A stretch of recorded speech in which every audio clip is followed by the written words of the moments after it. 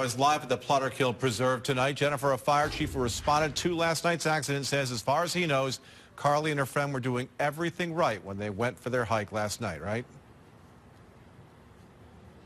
That's right, Greg. He said as far as he knew, they knew where they were going. It appeared that they were wearing all the right hiking attire and that they were out hiking the right time of day. But sometimes, he says, even that's not enough. Once a year or so, we may end up with a rope rescue operation going on, maybe somebody slipping, falling, and going over the edge. The Plotterkill Volunteer Fire Chief tells CBS 6 they also execute 8 to 12 search and rescues for lost hikers in 1 year's time. The trails are there for a reason, and what we find is a lot of individuals don't remain on the trails, and they try to do things that really you need some skill and expertise in order to be able to do. Chief John Tobiassen says the nature preserve is filled with narrow and steep trails, and even the smallest amount of rain can make for a dangerous terrain.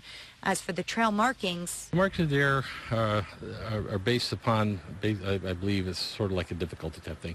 There's red trails, blue trails, but there's several yellow trails. And the yellow trails all lead to different areas of the preserve, and it's very easy to get confused if you're not aware of the map and how to really follow and be aware of your area. The chief says when they're called to help, it can be a labor-intensive mission, putting his people at risk. How dangerous are the rope rescues for you guys? Extremely dangerous. You know, it's like anything else. You're putting any individual on the end of a rope and putting them over the side of a cliff. Which is why they're asking, in light of another tragedy, for hikers to use their best judgment, honor the dawn-dusk rule, stay on the trails, and never underestimate the dangers that tag along with enjoying nature.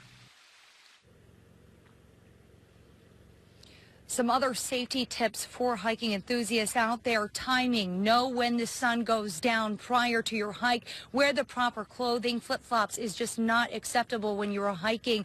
Hydrate throughout your hike. This was a big one. Also be aware of your surroundings, understand where you're going. If you take any medicines like allergy medications, bring that along with you. And probably one of the most important, make sure that your cell phone is fully charged prior to your hike in case of any emergency. Live in Rotterdam, Jennifer Mullen, CBS 6 News.